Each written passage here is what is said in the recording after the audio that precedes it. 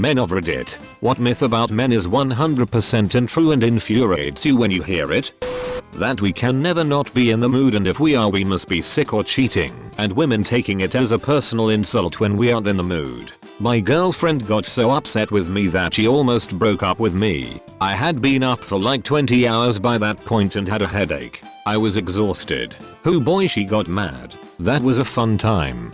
I had an ex who pushed for sex while I had a tube coming out of my back to drain my kidney and was on opiates that make it nearly impossible for me to finish. She got hers though. Did you kill her? Who are you? FBI? CIA? NSA? Told you guys to leave me alone. I'm in a lot of girl groups on Facebook, and you'll get some posts from women saying that their boyfriend doesn't want as much sex as she does. You will literally get hundreds of comments saying that he's either gay, cheating, or doesn't love her or doesn't find her attractive anymore. Even when the poster would say that he's on antidepressants or that he's gained or lost a load of weight, everyone tells her to leave him because he is not a real man. I've gotten into a lot of arguments with other women when I tell them not all men are sex mad. Just throw in a "you're not entitled to his body" and watch the flames of their double standards and sexism ignite like a bomb, lol. It's crazy how people will fight so hard against things that hurt them and then perpetuate those same harms against others without thinking about it.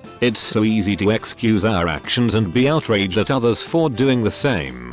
That if we like children but don't have children of our own, we're automatically given at the very least a little grilling, if not straight out asked if we're a pedophile. I like dogs too, for pretty similar reasons. Nobody ever asks me if I'm a dog fricker. Are you a dog fricker? Well, thank you for asking. No, I'm not. Well, at least not anymore. Surprisingly bitty.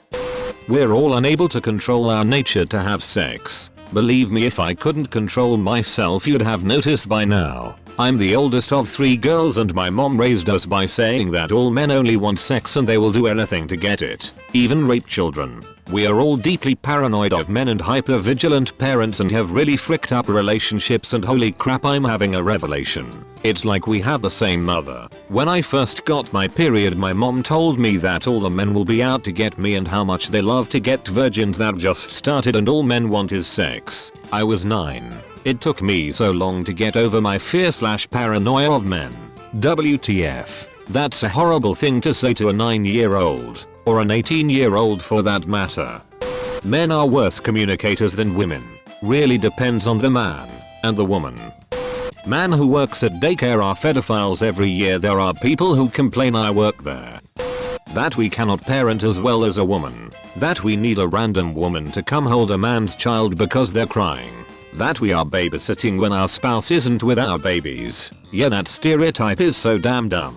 I mean, I changed thousands of diapers and it never bothered me once. I was perfectly capable of dressing my kids. I know how to open a jar of baby food. I wash and hang my kids' school uniforms. I'm not looking for a prize, but I'm also not looking to be treated like I'm an idiot. I'm a nurse, and before that I was a nurse's aide working in a nursing home changing adult diapers every day. One day I was at a restaurant holding my daughter when I realized that she had a dirty diaper. I handed her to my wife so I could extricate myself from the booth, when a woman at the next table made that disapproving CCH noise and said, "Typical." I stood up, took my daughter back along with the diaper bag, turned to this woman and said, "Please, lady, I'm a nurse. I've changed the diapers of people bigger than you." And I went off to the bathroom. And the whole train clapped. Men think about sex every X amount of seconds. I'm a grown man with a life. I have more to think about than just sex. Agreed. I also just thought about sex. Yeah, my sex thought budget for the day has been expended. No more for me today. No siree. Dude, my health teacher back in freshman year of high school said something like men think about sex 8+ minutes out of every hour. I don't know what crock of crap survey she read, but I doubt we spend that much time. Yeah, I don't know about you, but I'm too busy thinking about the glory of Rome to devote that much time to sex thoughts. Can't think about sex when I'm thinking about the might of Prussian supremacy. Men can't show emotion in public unless it's anger or greed. Not sure if it counts as a myth, but most TV portrayals, the guy's a dumbass and depends on his wife for literally everything. It's annoying and played out. I don't know anyone close to my age that lives like that. Homer Simpson was always a bit of an idiot, but he also sacrificed everything for his family and worked hard to provide for them. But now they just write him like he's some worthless bum who does nothing and is a burden to everyone around him. If any of the newer Simpsons writers are reading this, frick you. You suck. Frick. Where to start? I was a stay-at-home dad for 2 years. The sheer volume of Karens at parks and playgrounds used to drive me up a wall. They were always dumbfounded when I didn't need their help. Yes, I can change a diaper. Probably faster than you can. Yes, I have snacks. Celery, carrots and a little ranch. Yes, I have drinks. Water bottles and juice boxes. Yes, I have lunch. Chicken cutlet sandwiches. No, we didn't buy them at the deli. I can actually cook. No, I don't need wine. It's 10 AM. Karen, get a frickin' grip. I have a 2-year-old, so he's old enough for the park now. I really thought the whole people not thinking dads can handle it thing was overblown, but my god. No, we aren't waiting for his mom. No, he doesn't need your snacks. No, I don't need a break. You're a complete stranger and I wouldn't trust you with a pencil. So freaking annoying. Looks like dad's babysitting. Or I'm just parenting. It's getting better now, but back in the day basically every guy on TV was a sports obsessed, car/motorcycle loving, beer swilling moron who couldn't function without his wife to look after him and the kids. My wife went away last week for work and I'll have you know that only half my kids got eaten by wolves. You did your best, man. Wolves always hunt in packs, so you were probably outnumbered. Daughter to a single dad here. There was this myth I discovered when I was young. It's something almost all my female friends were told, but thankfully not me. The myth is the belief that there are such things as girl business where only your mom or other older females in the family should help you with.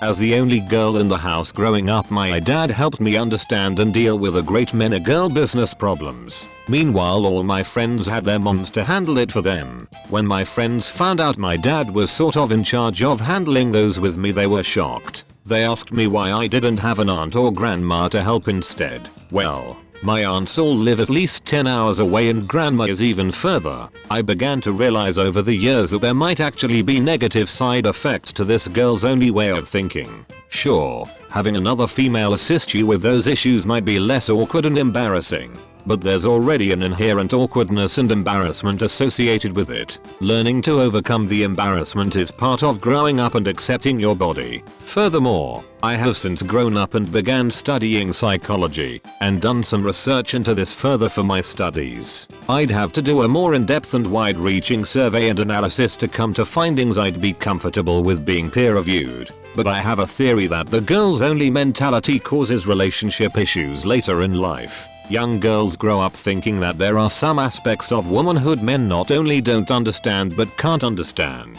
It makes them not only less trusting of male partners, but also keeps them from seeing men as equals when it comes to parenting. Sure, if you're mom of a young girl, there's no reason for you to not continue helping her with all the complex feminine issues she's going through. Just be careful not to make her think her dad doesn't empathize or understand too. Don't make him this distant third party who will never get it, or someone who should not be involved because he has a penis. That's the same toxic female attitude that causes soccer moms to call the cops on a dad when he takes his daughter to the park to play. Men can parent too, and they're surprisingly good at raising young girls on their own. That we would have sex with anything that has a heartbeat 100% and true. I've had sex with inanimate objects too. And that's how I got banned from Build-A-Bear. That we're all not interested in or incapable of being involved in the planning of our weddings. I cannot tell you how many comments like "remember, it's a day, not yours" I received during the 2-year lead up to our wedding. I'm not going to lie to you and say I'd been looking forward to getting married since I was 12 or something, but I took an active interest together with my wife in the planning of our wedding. It's not my day, it's hers, frick that. It was our day. We planned it together. Her vision definitely brought it all together and she did a freaking astounding job. But she didn't just make decisions on her own. We talked together about and worked together on every single thing involved in the event. And we were both ecstatic with how it turned out. It turned out beautifully. I try not to toot my own horn very often, but I never thought the best party I'd ever go to would end up being my own.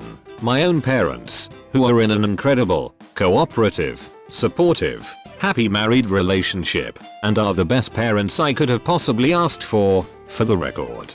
Gave me grief about this sort of thing when I was telling them that if when I get married, I want a smaller, not exorbitantly expensive wedding. They both, especially my dad, insisted that my hypothetical fiancé would be the one calling all the shots. Now that I type it out, I have to wonder if that's them perpetuating the stereotype or calling me spineless. Smaller is the way to go. The current wedding industry is freaking predatory with the amount of money they expect a relatively new couple to spend on what is ultimately a glorified party. Financial issues are a prime reason why people get divorced, and what does our society do? Immediately saddle the new couple with a huge financial burden because it's expected. Frick that crap. Men can't multitask. Every time I hear that I have to stop what I am doing so I can get angry. Thank you for watching. If you want to support me, check out my Patreon through the link in the description. If the video slapped, be sure to hit that thumbs up and subscribe for videos every single day. See you tomorrow.